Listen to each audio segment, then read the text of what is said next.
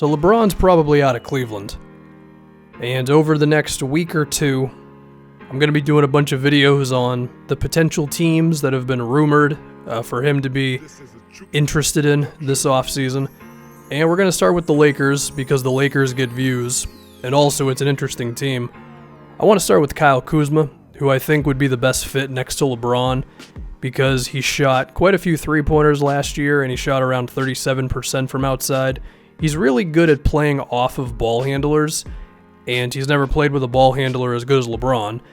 And I think Kuzma, while he's not a great creator, I think he's good enough to attack a closeout at least. So if the defense has to react to LeBron and then they want to help off of Kuzma or close out on Kuzma, he could get by them for some easy layups. I also think Josh Hart could be a good player off of LeBron as well. It helps that both of these guys are older rookies. They're like 22 years old each, so I think they're just smarter players. Hart's a very good three-point shooter, and I do think he has a bit better ball handling abilities than Kuzma, and while he's not a crazy athlete and he's not the biggest dude in the world, he is fearless going to the rim, which is a good thing as well. And those are the type of guys you want off of LeBron, guys who can spread the floor, knock down threes, but then also do enough off the dribble to where they're not just statues on the perimeter. So that's good. Next, if we can get to Brandon Ingram, this one's a little more iffy if you ask me, because while he did shoot well from three last season at around 39%, his actual attempts from three were very low. He attempted a shade under 2 threes a game, and he played in like 60 games total. So I'm not going to assume that Ingram is just some knockdown shooter right now. And if you're a guy who's not willing to take outside shots next to LeBron, then that could be a problem, you know?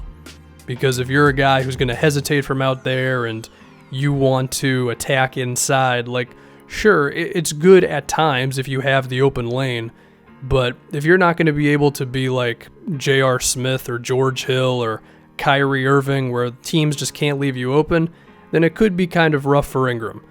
But I do like his offensive game overall, and I do think he could figure things out, but I don't know if it could be ideal next to James. Now, if we get to Lonzo, this one could be dicey. I do think, funny enough, his bad shooting was not as bad as some people like to make it from last year, because we have to remember he did attempt 6 threes a game, and he shot 31%. Is there a chance that if he attempted half as many threes, he could get up to league average? Potentially. I mean, his free throws are awful, which is not a good sign. That one could end up being a disaster. It could be not as bad as we think it is. I don't think it would ever get to being, like, legitimately okay next to LeBron, but I think there's some unknown there. Julius Randle could be an okay player next to him. Unfortunately, he's probably not going to be on the team moving forward because of his restricted free agency. If any team offered him like 7 or 8 million, the Lakers just pretty much have to let him go. So let's assume LeBron joins the Lakers and you look at the team around him now.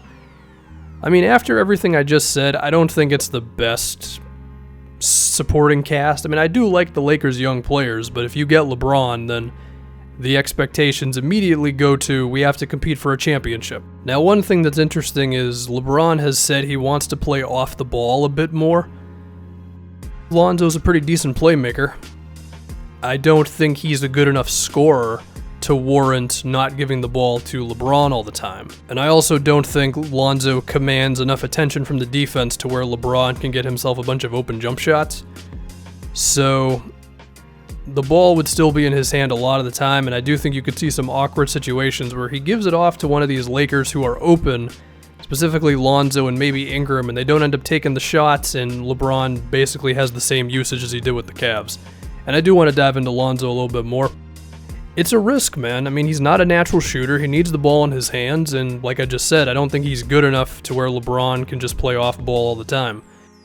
And when you add in everything with his dad, is there a chance that you would be forced to trade Lonzo? Potentially. I mean, it can maybe make sense on the floor, and it could also save you a lot of headaches off the floor. But we do also have to talk about the potential of another max player coming to this team. Paul George with his incorrect number 45.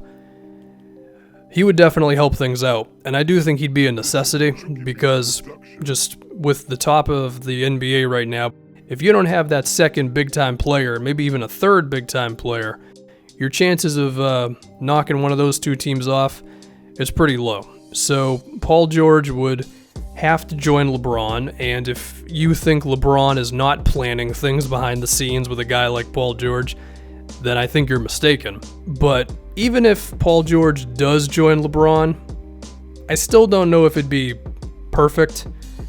I do want to give some credit. I think defensively that could be something. I think Lonzo's actually like a very good defensive player for where he is now and could be one of the best defensive guards in the league.